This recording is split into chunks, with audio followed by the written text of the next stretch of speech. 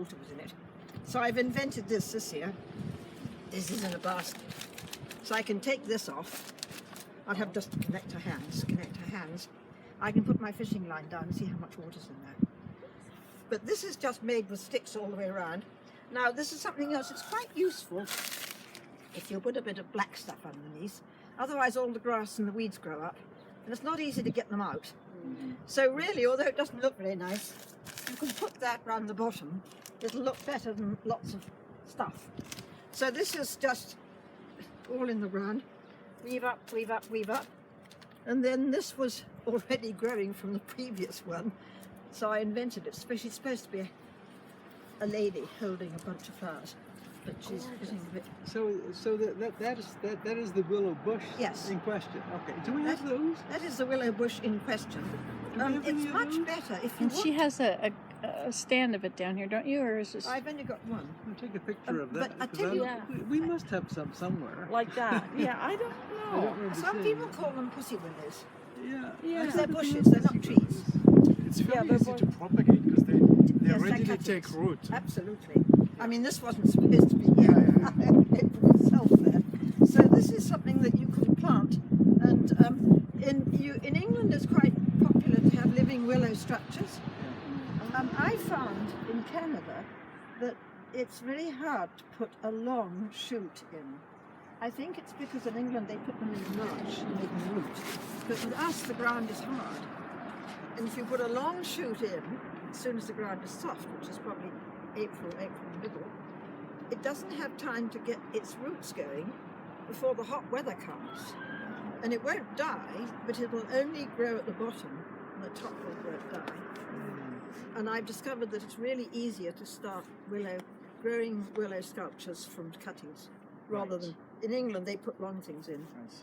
Okay. Anyway, I've tried From both. cutting and then maybe in the water or something. for Yeah, a few or weeks just plant them somewhere else and then move them. Yeah. But the thing is, if you put a big, long cutting in, Right. I don't think it has time to be established before it's summer. Yeah. Makes sense. Yeah. Makes sense. So I made chairs and all sorts of funny things, living things on the farm. But this is the only living thing I've got now. And that was a surprise, really. So that's a sculpture. And you can start anything. Very often it's easier to start it round. And you can remember if you want to, if you don't have a lot of material, you can always crisscross and leave gaps. You don't have to have a solid sculpture. Right. So that helps. And again, when you get to the top, you can just lose them and just poke them down. You just have to be a little bit freeform. Nothing's written in stone. But once you've got your circle and you're going round and round and round, and I'll show you how to curve, it's really easy. I mean, you can have fun making things. So, but how many do you put all the way around? Well, Big like that. And how do you hold them? They're just stuck on the ground? yeah, they're stuck down. Yeah. How far? Like Well, you what? can see how far apart they are. But how far into the ground do they go? Well, they've got to stand up. Yes, okay. Yeah. So if the ground's hard, and I did a fence once at Harbourfront, I got little pegs and a hammer Right. because I couldn't get it to go down. Down, Yeah. yeah. So you make a hole and you push it in. Yes, get it. But it's no good. And the other thing you can do is you can sharpen the end of the willow, which helps. It's a bit Yes. sharper. But Yeah. in the spring it's easy. Yes. But wherever you are, you want to make it go down far enough because, of course, if it's only this far, it's all going to fall over. Yeah. So, you work with what you've got, Yes. how it fits. But this was done in situ. And of course, you spend a lot of time running around on your knees, cutting things and putting things. Yeah. And the thing is, if you have a bucket, and I'll show you, you can poke the sticks in the bucket. This is the size of the bucket. And I did this one for sample the other day when I had a group. And just weave around.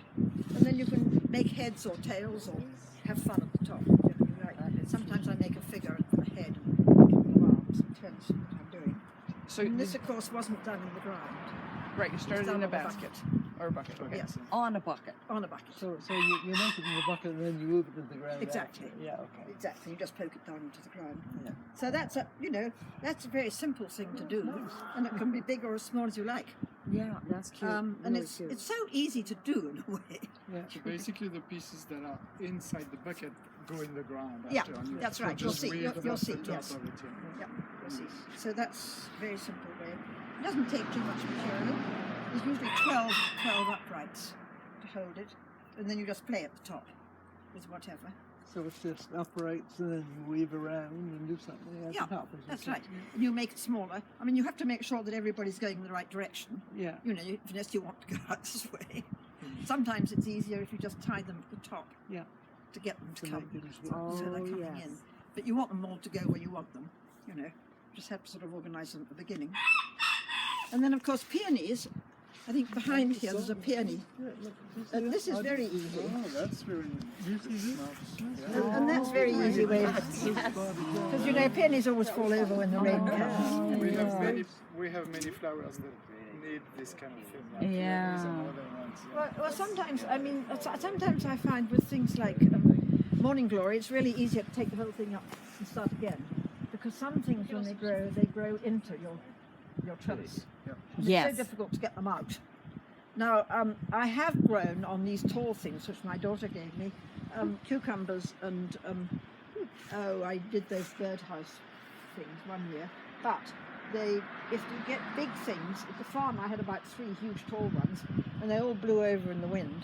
And I realised I should have put a really huge stick in the middle. You know, Yes. you learn by experience.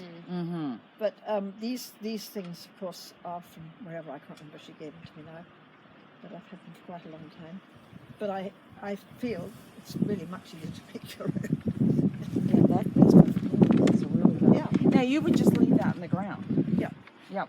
Well, of course, the peonies will die back. Of course. Yes, but then it's there next year. Yeah, yeah. Yeah. Mm-hmm. Or do it right in the spring, The just trick before. to do is to do it before the pennies will come up too far. Yeah, that's right. Get it done. Yeah. One of those spring jobs. Yes, and there's so many. before they've come up, just pop it round. Yeah. And it doesn't need to be much. You know, it doesn't need to be a huge barricade. It just needs to be a little fence so you keep it tucked in. That's very cute. They're just nicer than those, what do you call them? Just follow each other round. So this one is going to follow itself round. It's going to come in.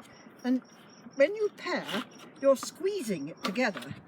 When you go over and under, it doesn't work because over and under doesn't have any tension. When you pair, this one here is being squeezed by this one that's going to come round now, and it's going to go behind this one. Now again, you see, I'm holding it. It's being held up. Now this one's here, this one's coming. This one's going to come. It's going to come behind here. So that actually, each one has a weaver in front and a weaver behind. Now when you do it, and you're trying to remember what to do, because you sometimes get a bit muddled up, just think about the fact that you've got 2, and somebody behind always has a turn. So I think that'll happen anyway, you can just hold together. The person who is behind always has a turn, but he always goes over the one in front. I'm not doing this. Okay. There, because otherwise it doesn't squeeze it. So this one goes behind and in front. There. Now again, can you see what I'm going to pick up? I'm going to pick this one up, and he's going to come, and he's going to go behind that one. It's much easier when you're not tied up. Much easier because you've got more room. Now, can anybody see? And these will all straighten out. It's just a question of getting the first row done. The one behind, see, he's waiting. He's underneath there. He's going to come and he's going to go behind there. And that is the important bit. Now I'm going to show you how to do a join, and then we'll look at the fence. This one goes round. And as I get round to the end, see, they're all starting to behave because they're all being squeezed. Otherwise they don't know what they're supposed to be doing.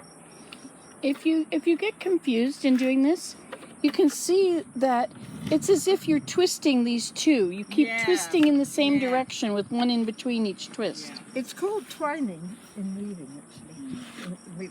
It's pairing and basketry. Now, I got to the end, so I got to do a join. So this one I think could be very happily put behind there. So I don't want that going. You have to remember that really the stakes should be bigger than the weavers, and that's a bit mean for this little skinny thing. I think it's all right, Yeah. but you have to be a little bit aware of thick and thin. Yeah. So now I'm going to join. If you're a basket maker, you always join, we call it butts to butts and tip to tip. The butts join and then the skinnies join. So you don't have a little skinny one then suddenly a fat one. I don't know how much it matters for fence, because we're not making a basket and putting it in the cover show. But I usually follow that just because it's kind of neat. But you can, and you'll find when you're using materials of different lengths, you know, nobody's going to fuss about it if it's not quite perfect, particularly at the bottom of the thing. But I'm going to put in a butt here, and I don't want to hit anybody in the eye over there. So this one's going to come in, and he's just going to sit there, because it's going to be his turn next. It's this one's turn now. Now this is this big one. And this is going to be a bit of a challenge because he's a bit skimpy. This one's a bit big, but I think I'm going to win.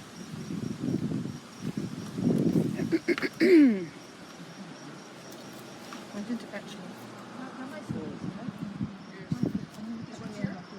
The end of a bit tough. Oh, yeah. If I need those to hold the paper. am I? I'll just cut a bit off the I'm end. sorry. I think it's a bit.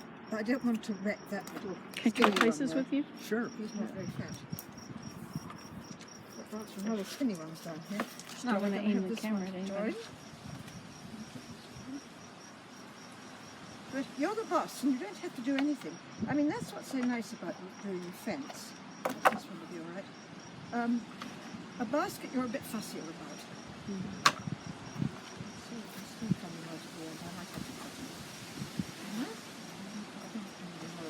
And you notice the way she's doing that. She's looping it right there. She's not starting with the end of the thing.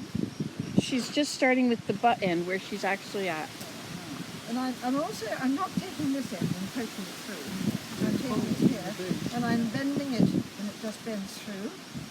That's why they have to be wet. That's it, Yeah. yes. These have been soaking for a week, and I took them out A last week? week. Oh. I don't know how old they are. They're probably several years old. Wow. There. And you can still soak them. Oh So yeah, if these I will was last sitting forever. down, I would As sit long with as they're this not in the my weather. knee. As long as they're not Out in the outside. weather, then they'll rot. Yeah. Yes, they like to be kept dry. And I can show you, because I'll be at the house and I will. So that's that one. Now I'd like to show you the fence. And the only difference with the fence, somebody can play with that if they want to, is that of course you have to go backwards and forwards.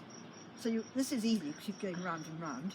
And what I would do is perhaps weave up to about here, have a gap and then weave, and then have a gap, weave. You can take that off pretty soon, because as soon as it's starting to go in, you don't need it up there and it gets in the way. So you don't really want that.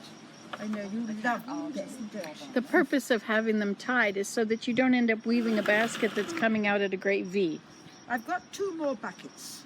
Because if you let go, see, they'll just lay down, and it's very difficult to make it tight. Tight, yes. Yeah. That's why you keep it tight at the top. Now this is my for a minute and move the parson out of